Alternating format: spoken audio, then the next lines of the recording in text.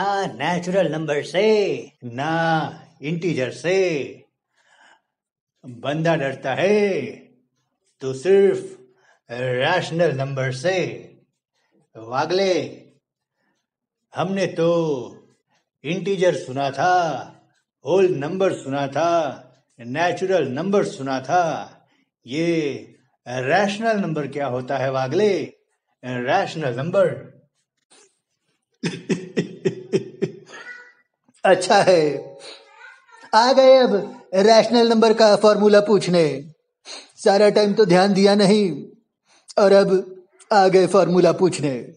कितनी बार कहा इस वीडियो को ध्यान से देखो, तुम्हारे सारे डाउट्स क्लियर हो जाएंगे।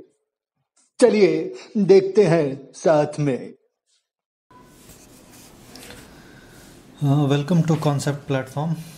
और आज हम लोग नंबर सिस्टम की बात करेंगे।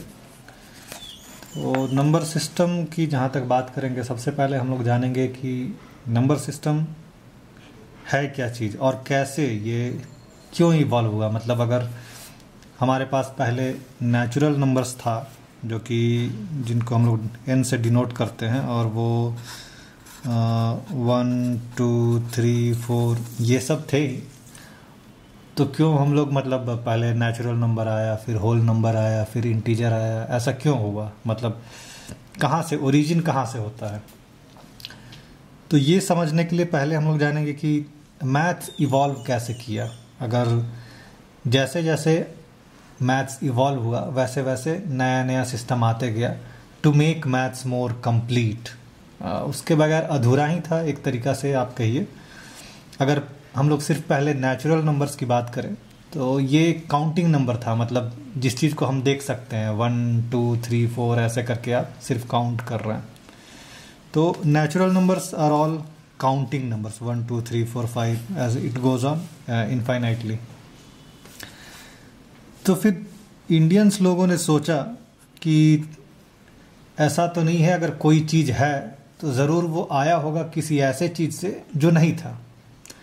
और ये पर्टिकुलरली केस या ओरिजिन ज़ीरो के लिए हुआ। मतलब यही कारण था कि लोगों ने बोला कि अगर कोई चीज़ शुरू से काउंट हो रहा है तो ज़रूर पहले ऐसा कुछ था कि वहाँ पे कुछ भी नहीं था।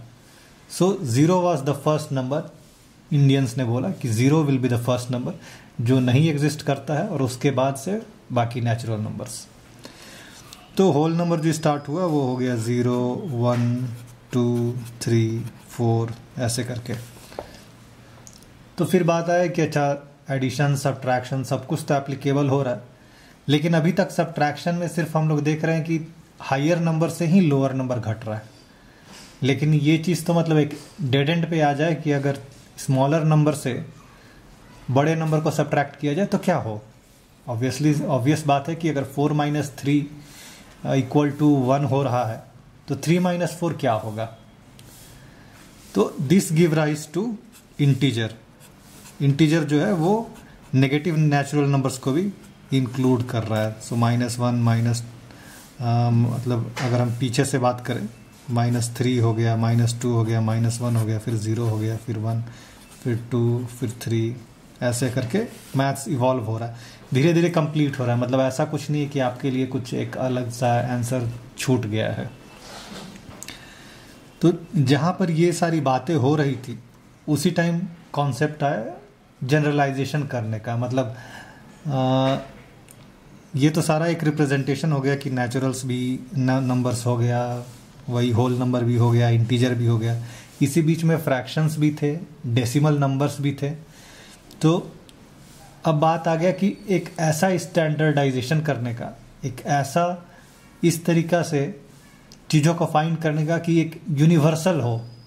मतलब आप एक नंबर लाइन मतलब एक ऐसा लाइन जिसमें दुनिया के सारे नंबर को आप डिनोट कर सकते हैं। आप 0 1 2 3 4 इधर साइड जा रहा है और इधर साइड नेगेटिव में जा रहा है, -1 -2 -3 -4 -5। लेकिन इसका मतलब ये नहीं कि बीच वाला पोर्शन वॉइड है। बीच वाले पोर्शन में आप जितने भी नंबर सोच सकते हैं, जैसे कि 0.1 या उसके और भीतर 0.001 या और जितना भी आप इनफाइनाइट, मतलब दुनिया के सारे नंबर्स अगर हम इस नंबर लाइन में डिनोट कर रहे हैं, तो क्या ये पॉसिबल है एक ऐसा स्टैंडर्ड फॉर्म जो कि जिससे कि हम सारे नंबर्स को डिनोट कर पाएँ? तो ये सोचकर मैथमेटिशियंस जो है रैशनल नंबर पर आए। उनका कहना है कि any number in the form of p by q where p and q are both integers and q is not equal to 0, क्योंकि अगर q को 0 कर दीजिएगा तो वो अनडिफाइंड हो जाएगा। क्यों हो जाएगा? क्योंकि अगर आप किसी भी चीज़ का डिनोमिनेटर को अगर 0 करते हैं तो वो बेसिकली डिवीजन हो गया। अगर हम बोलते हैं p डिवाइडेड बाई q, मतलब आप p में से कितनी बार q को निकाल सकते हैं अगर सब्सिक्वेंटली आप निकालना चाहें तो अगर आप जैसे ही 0 पुट कर देंगे तो वो अनडिटर्मिनेंट हो जाएगा। मतलब आप अगर हम कहते हैं कि 3 डिवाइडेड बाई 0, तो आप 3 में से कितनी बार 0 को निकाल सकते हैं? आप 2 बार निकाल सकते हैं, बिल्कुल सही है। 5 बार, वो भी सही है। 1000 बार, लाख बार, करोड़ बार, कितनी बार भी आप निकाल सकते हैं। इसका कोई डेफिनेट आंसर नहीं है। That's why it's called as undefined. तो ये वाला कंडीशन जो है इसको रखा गया। तो अगर आप देखिए तो नंबर लाइन में हर एक नंबर, मतलब जब इस चीज़ का इजाद हुआ, जिसने भी किया हो, ग्रीक ने किया हो या जिसने भी, उन लोगों ने देखा कि दुनिया के में जितने भी नंबर है, फर्स्ट एजम्पशंस उनका वही मिला कि दुनिया के जितने भी नंबर है हम इसको एक स्टैंडर्डाइज्ड फॉर्म में p बाई क्यू के फॉर्म में लिख सकते हैं। चाहे वो -1 हो या कोई भी नंबर हो 0.001 या 0.0125, जो भी ऑल पॉसिबल नंबर वो लोग सोच सकते थे, उसको उन लोगों ने रैशनल नंबर का नाम दिया। लेकिन वो उस टाइम चकरा गए जब उन्होंने देखा कि कुछ ऐसे नंबर भी हैं जो इस फॉर्म में एग्जिस्ट नहीं करते हैं, जैसे कि √2, √3, √4, √4 तो नेचुरल नंबर 2 हो गया, पाई। तो ये सारे नंबर जो हैं, ये सारे के सारे p बाई क्यू के टर्म्स में नहीं लिखे जा सकते, क्योंकि इनका डेसिमल वैल्यू कुछ डेफिनिट नहीं है। ये बढ़ते ही रहते हैं। ऐसा नहीं कि आप उसको डिवाइड बाई जितना डेसिमल प्लेस बाद में हुआ बाई 100 ऐसे करके आप लिख सकें, क्योंकि ये नंबर जो है वो एक डेफिनिट पैटर्न नहीं फॉलो करते कि अच्छा इसके आने के बाद सेम ब्लॉक ऑफ डिजिट्स जो है वो रिपीट करते हैं। तो इसलिए ये इस फॉर्म में नहीं लिखा जा सकता था, तो लोगों ने इसका नाम रख दिया इर्रेशनल नंबर।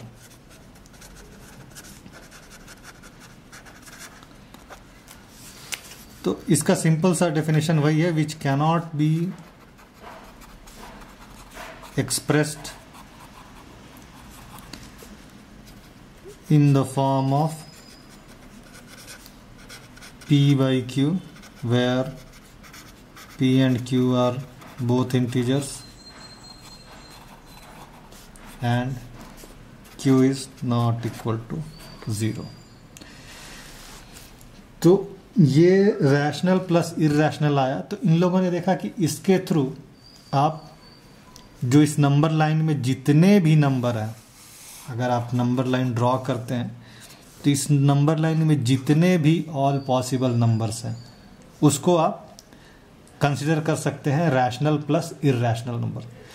तो रैशनल नंबर, ये जो नंबर लाइन है, ये तो मतलब रियल टाइम में एग्जिस्ट करता है। मतलब हम लोग अगर इसको देखें तो हर एक कोई भी डेसिमल रिप्रेजेंटेशन आप लीजिए, 1.4372 या 1.414 या कोई भी नंबर, जो कुछ जिसको आप रियल वर्ल्ड में देख सकते हैं, वो सारा का सारा इस नंबर लाइन पे मिल जाएगा।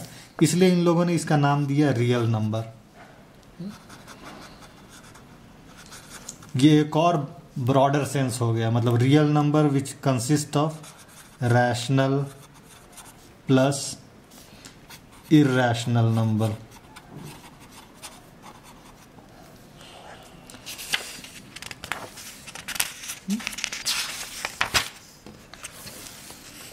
तो ये जो चीज़ है ये आपका कंप्लीट नंबर सिस्टम हो गया।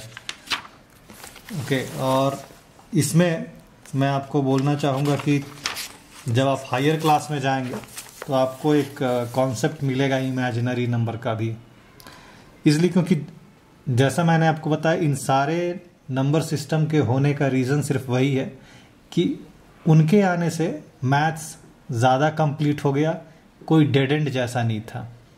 लेकिन ऐसा नहीं है कि सिर्फ रियल नंबर तक जाने पे आपका मैथ्स जो है वो पूरे कंप्लीट हो गए या डेड एंड नहीं हुआ। मतलब अगर अभी भी आप बात करें तो जब root of a positive number इसका आंसर है, लेकिन जब वही चीज़ आ जाता है रूट ऑफ नेगेटिव नंबर तो इसको नहीं माना जाता है। मतलब अभी के कॉन्टेक्स्ट में तो आप यही मान के चलिए कि root of a negative number वहाँ पे उसको डेड एंड मिल जाता है, और उसी डेड एंड को हटाने के लिए मैथमेटिशियंस ने इमेजिनरी नंबर का इजाद किया। तो इमेजिनरी नंबर ऐसा कुछ इमेजिनरी जैसा नहीं है, वो जस्ट एक कॉन्सेप्ट है जिसके कारण मैथ्स का पूरे ब्रॉडर सेंस और ज़्यादा ब्रॉडर सेंस हो गया।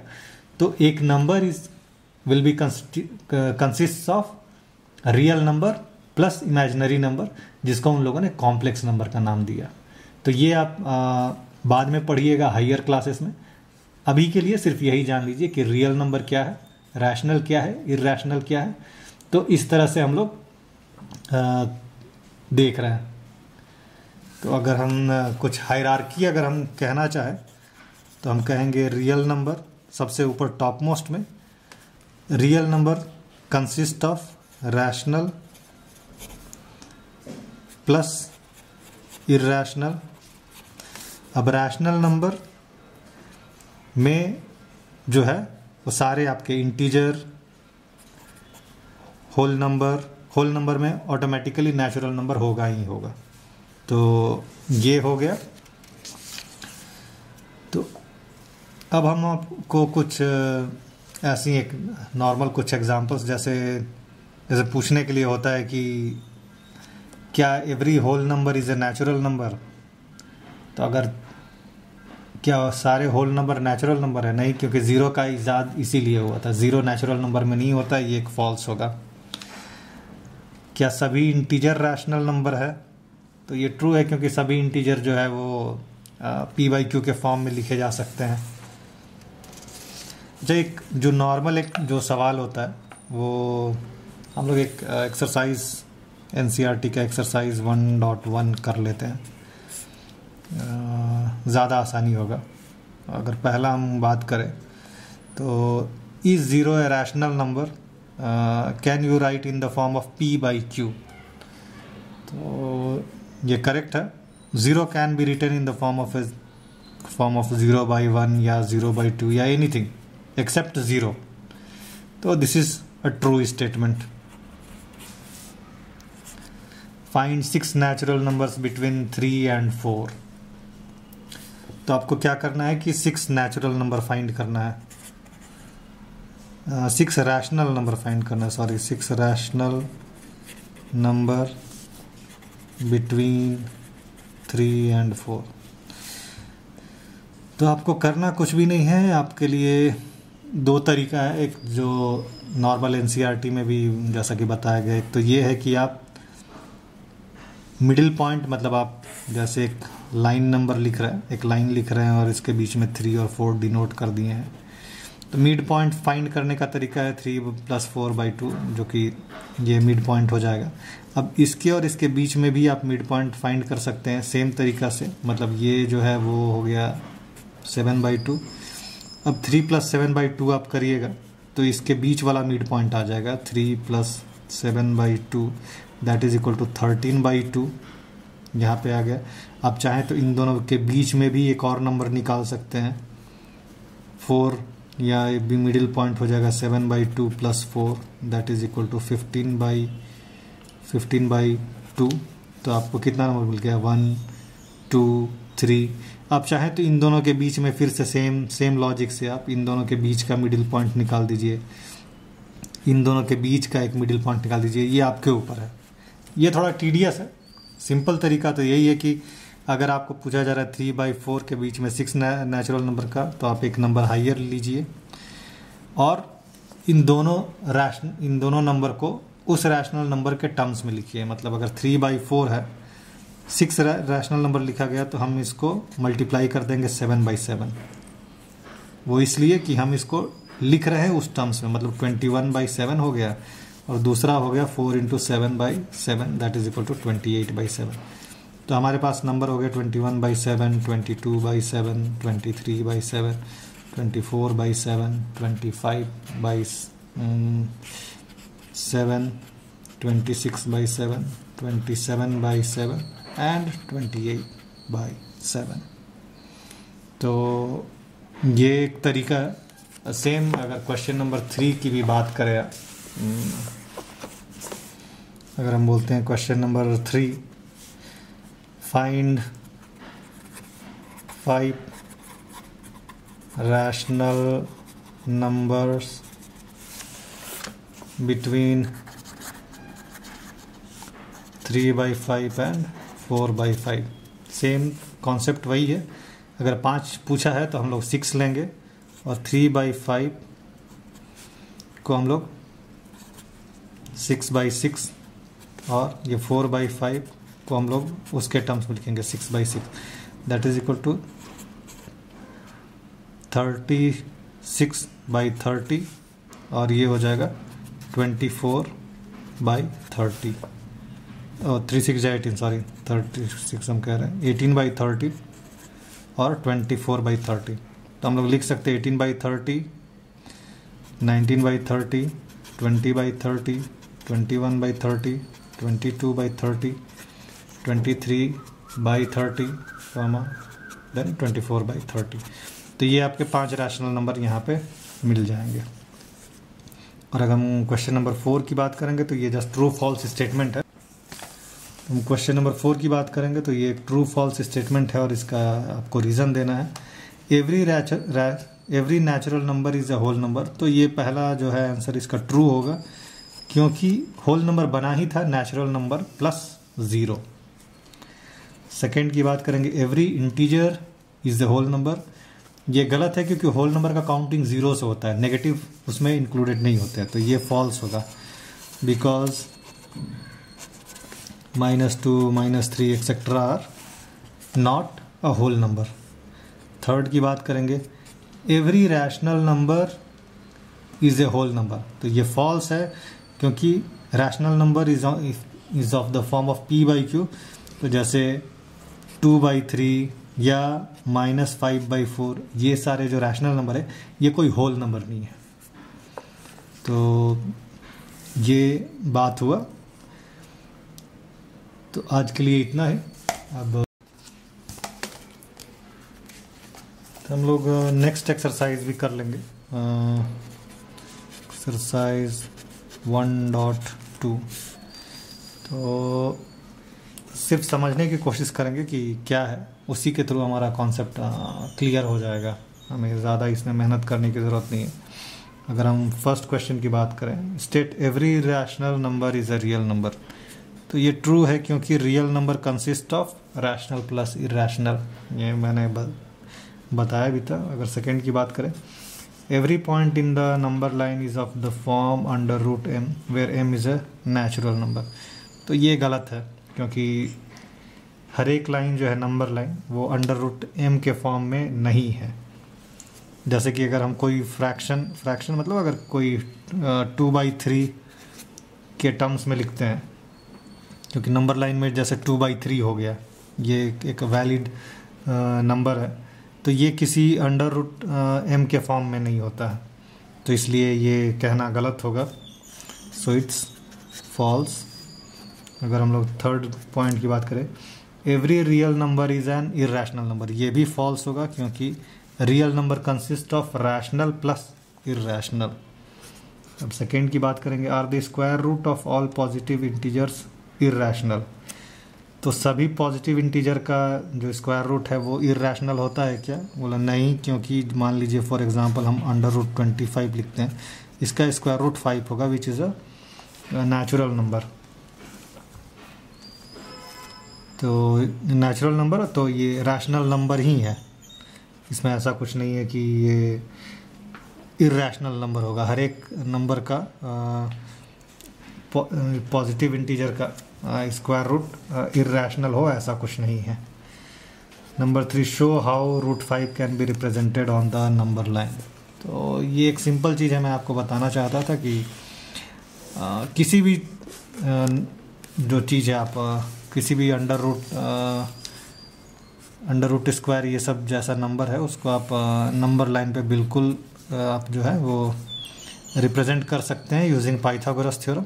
जैसे कि पाइथागोरस थ्योरम हम लोग जानते हैं कि एप्लीकेबल फॉर राइट ट्रायंगल है, जिसमें कि अगर हम हाइपोटेन्यूज की बात करें A B C, then A C square is equal to C B square plus A B square.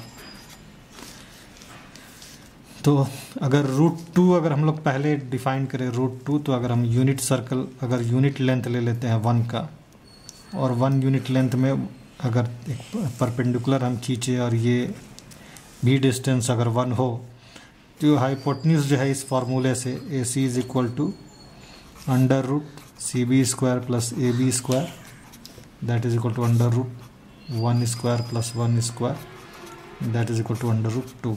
तो ये डिस्टेंस आपका रूट 2 हो गया। तो यहाँ पे सवाल जो है, जैसे अभी हम लोगों ने रूट 2 मेजर किया, अब सवाल है कि भाई हमें रूट 5 मेजर करना है। तो पहले हम लोगों ने ये रूट 2 निकाल लिया। अब अगर हम फिर से एक यूनिट डिस्टेंस अगर लेते हैं, यहाँ पे अगर हम 90 डिग्री ड्रॉ करते हैं, तो अगेन रूट 2 का स्क्वायर 2 हो जाएगा, 1 का स्क्वायर 1 ही रहेगा। तो रूट 2 प्लस 1, ये जो डिस्टेंस होगा ये हो जाएगा अंडर रूट 3। अब फिर से 1 यूनिट आप डिस्टेंस ले लेना, तो यहाँ पे रूट 3 का स्क्वायर 3 होगा और 1 का स्क्वायर 1 होगा।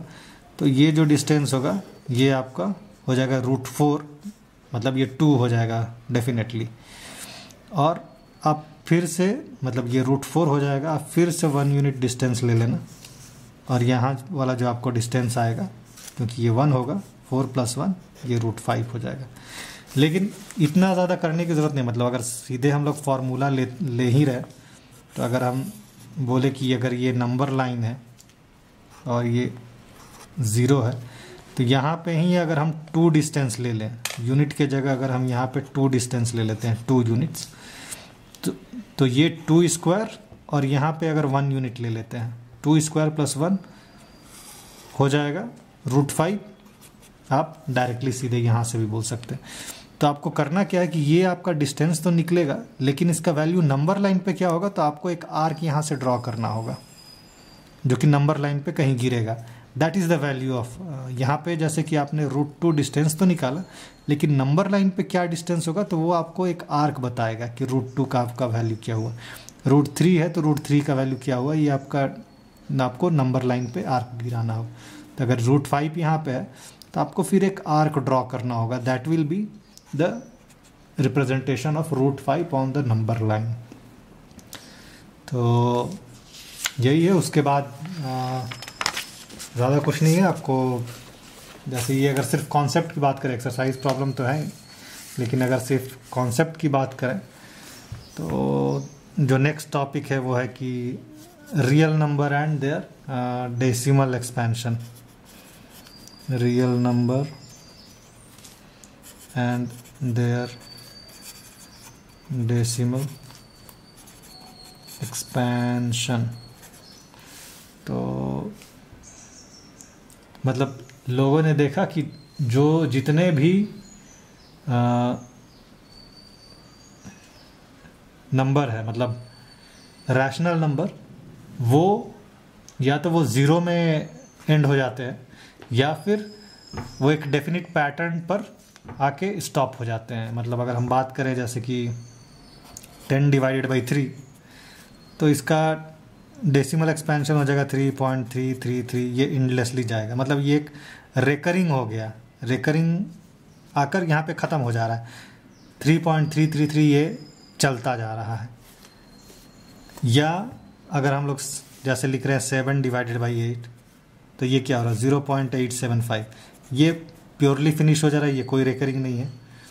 लेकिन अगर हम लोग कर रहे हैं जैसे कि 1 डिवाइडेड बाई 7, तो ये हो रहा है 0.142857, और ये पैटर्न फिर से रिपीट कर रहा है, मतलब फिर से उसके बाद 142857 ऐसे करके हो रहा है।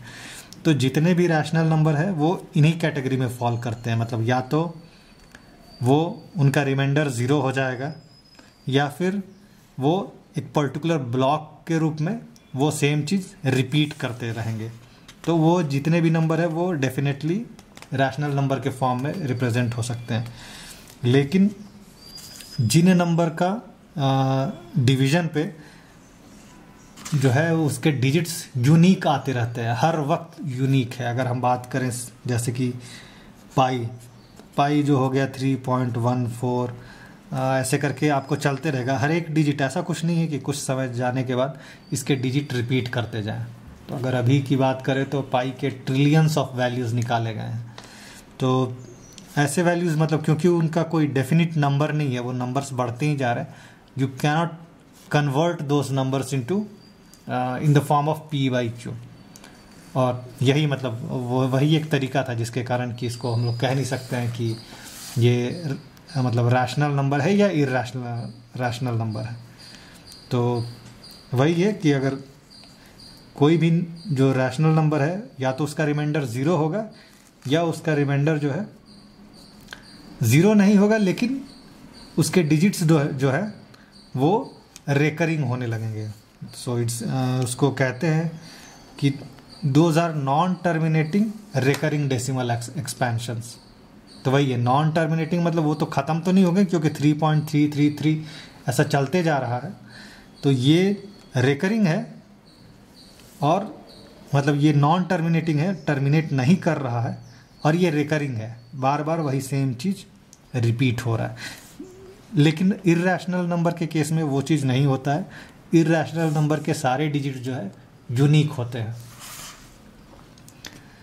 तो जैसे कि आपको √2 बताएं तो 1.414213562373 ऐसे करके इसका कोई ये नहीं है कि वो सेम ही नंबर आते रहता है। तो अब कुछ एग्जाम्पल्स क्वेश्चंस भी देख लेते हैं थोड़ा।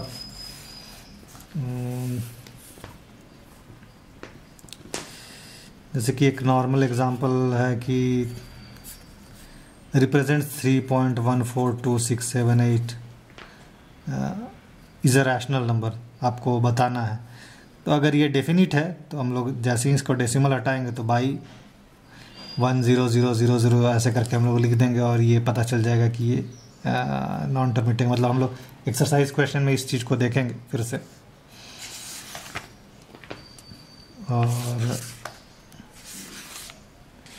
चलिए सीधे एक्सरसाइज क्वेश्चन ही करते हैं, एग्जाम्पल को छोड़ा जाए। एक्सरसाइज 1.3 पे बात करते हैं।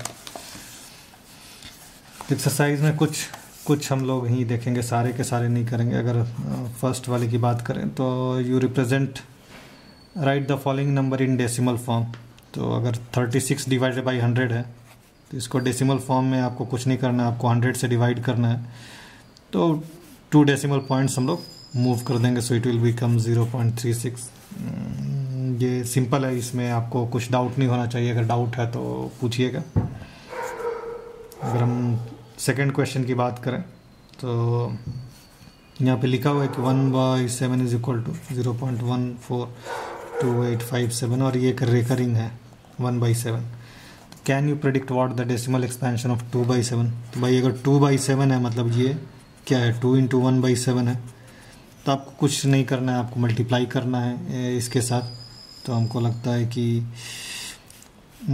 यहाँ से आप 2 से मल्टीप्लाई कर रहे हैं तो 7 × 2 = 14 का हाथ में लगा 1, 5 × 2 = 10, 1 = 11 हाथ में लगा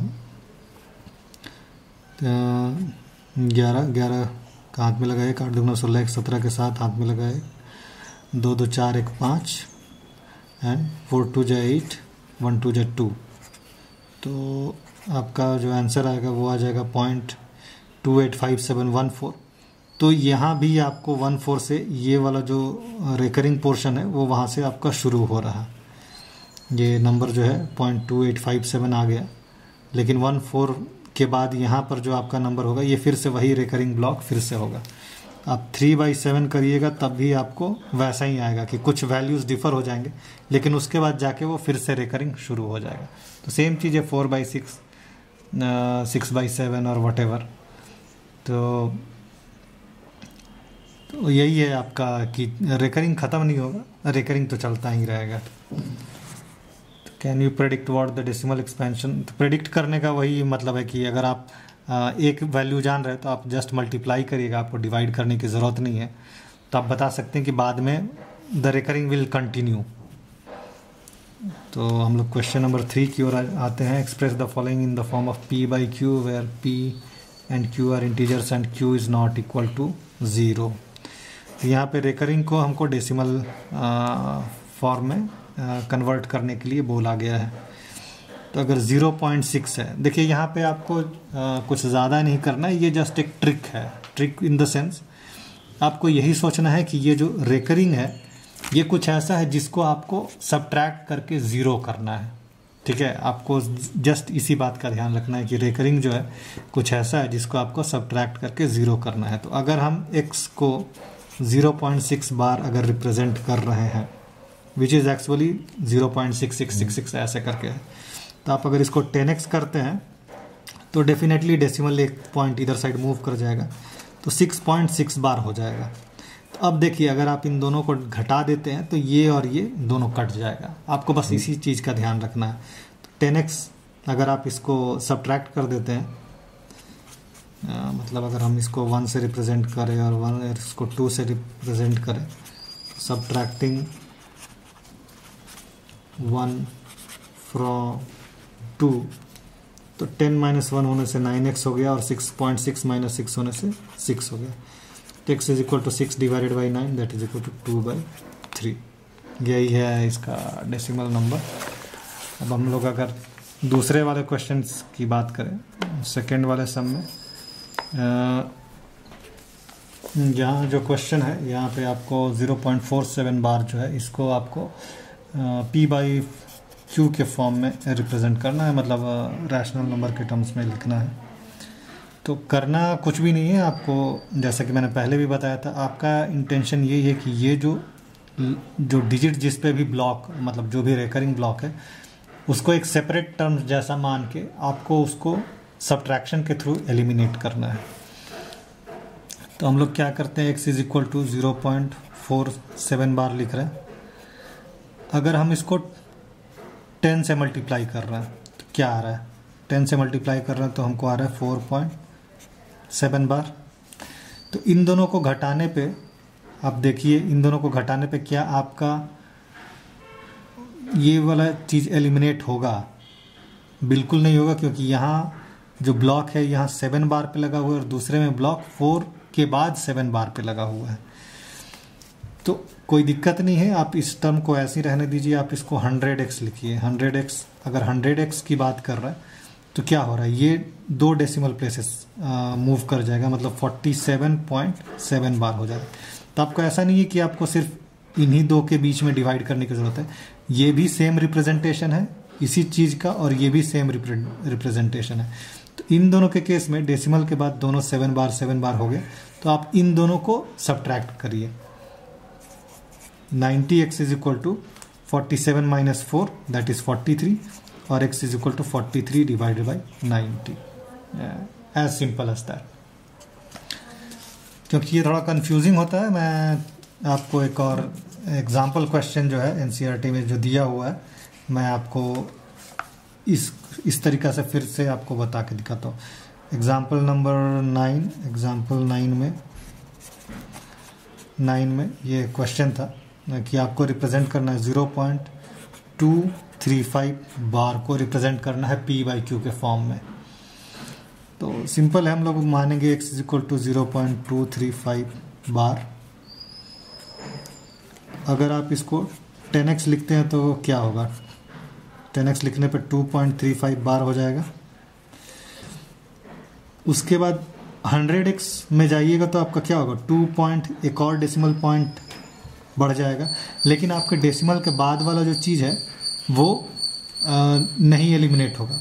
अगर आप इसको हम कहते हैं कि 100x लिखिएगा तो आपका क्या आएगा 23.535 बार आएगा। ठीक है, तो इन दोनों का सब्ट्रैक्ट करने से आपका काम होगा नहीं, तो आप एक बार फिर से मल्टीप्लाई करिए 1000x इज इक्वल टू, तो आपका क्या आ जाएगा 235.35 बार। तो ये और ये आपका आ गया, दोनों का डेसिमल के बाद सेम चीज़ है, 35 बार है, 35 बार है, आराम से कट जाएगा। तो 1000 minus 10 that is equal to 990x is equal to 235 minus 2 जो है वो हो गया 233 और x is equal to 233 divided by 990। तो आपको बस यही करना है, आपको देखना है, आप मल्टीप्लाई करते जाइए और ये जस्ट एक डेसिमल पॉइंट का मूवमेंट है इधर से उधर, आपको इसके लिए ज़्यादा कुछ सोचने की ज़रूरत नहीं है। तो इस तरीक़ा से क्वेश्चन है। और नेक्स्ट क्वेश्चन अगर हम लोग बात करें कि express 0.999 in the form of P by Q, तो ये सेम ही क्वेश्चन है। क्वेश्चन नंबर 4 में जो है आप x इज इक्वल टू 0.999 ऐसे करके, या कह सकते हैं कि 0.9 बार है, और सेम ऊपर वाला थ्योरी आपको लगाना है। x is equal to 0.9 bar, 10x is equal to 9.9 bar. तो आप कह रहे हैं कि 9x इज इक्वल टू, अब सब्ट्रैक्ट कर रहे हैं, 9x इज इक्वल टू 9 और x is equal to 9 divided by 9 that is equal to 1। तो ये जो चीज़ है ये आपका, आप देख रहे हैं कि ये भले ही x 0.999 आ रहा था लेकिन इसका वैल्यू 1 आया। तो ये मतलब बेहतरीन एग्जाम्पल है आपके लिए अप्रॉक्सीमेशन का, कि अगर कोई चीज़ 0.999 टिल इन्फिनिटी है दैट इज टेंडिंग टू 1। तो इसलिए वो चीज़ आप कह सकते हैं कि यही है। मतलब अभी दुनिया में भी आप किसी भी चीज़ को लीजिए तो लोग यही कहते हैं कि ये 99.999 अगर इस तरह से करें, मतलब 100% ही मानिए उसको। तो ये हो गया। और यहाँ पे क्वेश्चन नंबर 5 जो है, what can be the maximum number of digits be in the repeating block of digits in the decimal expansion of 1/17। ये आप खुद से कर सकते हैं, इसको हमको बताने का ज़रूरत नहीं है। Question number 6, look at several examples of rational number in the form of P by Q where P and Q are integers with no common factor and having terminated. Can you guess what property Q must satisfy? In the form of where P and Q are integers with no common factors other than 1 and having terminating decimal representations. Okay, what property Q must satisfy? एक तो property यही है कि अगर rational number है तो Q must be Q not equal to 0, यही है। और तो इसमें कुछ है नहीं, मतलब जितने भी नंबर अगर वो रैशनल नंबर है तो Q का वही प्रॉपर्टी है कि Q should not be equal to 0,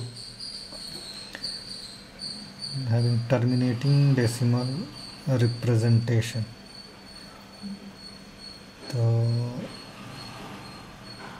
और एक और प्रॉपर्टी अगर होगा, इसको हम लोग देख सकते हैं।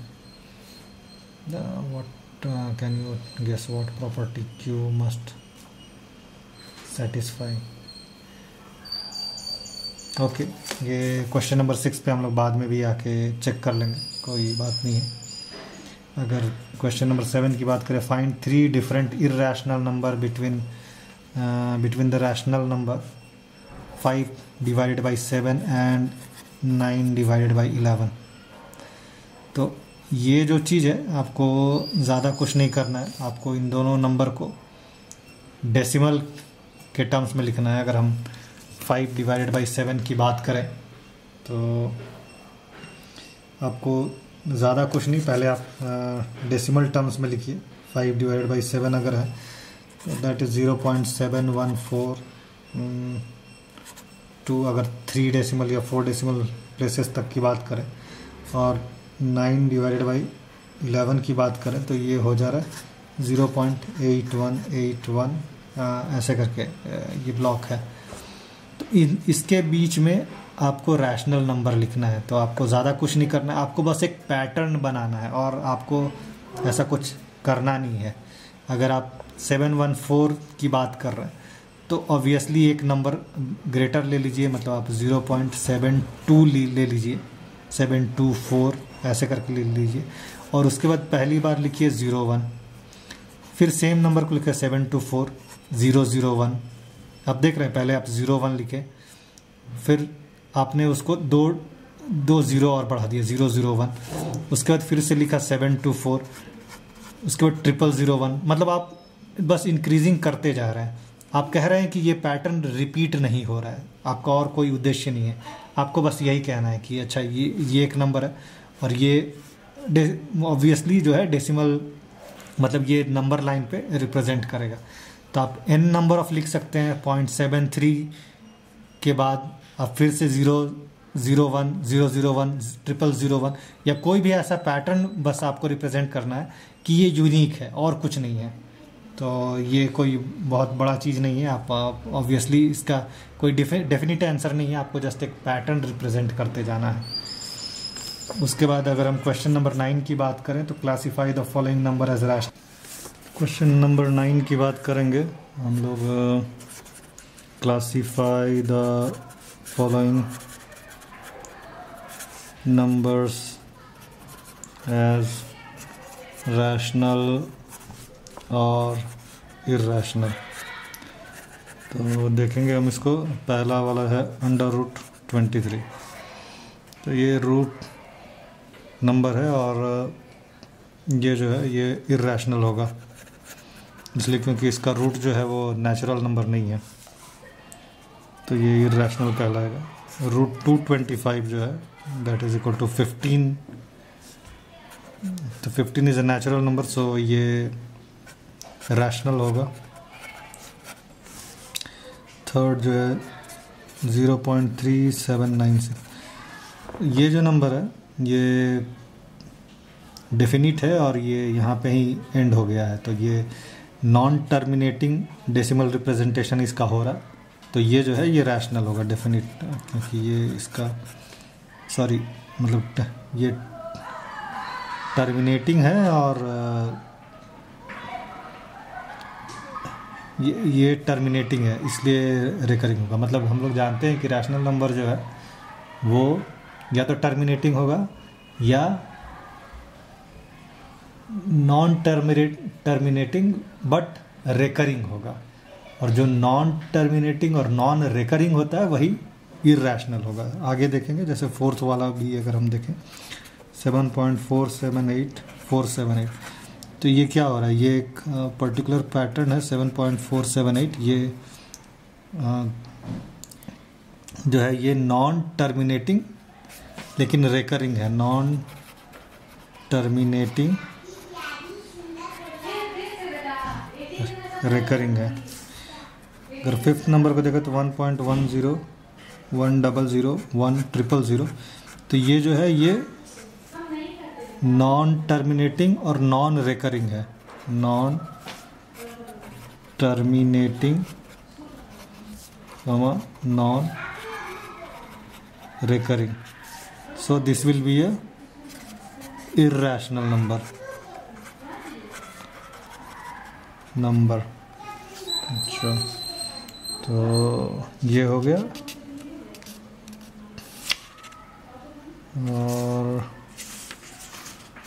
और हमें कुछ देखना है क्या,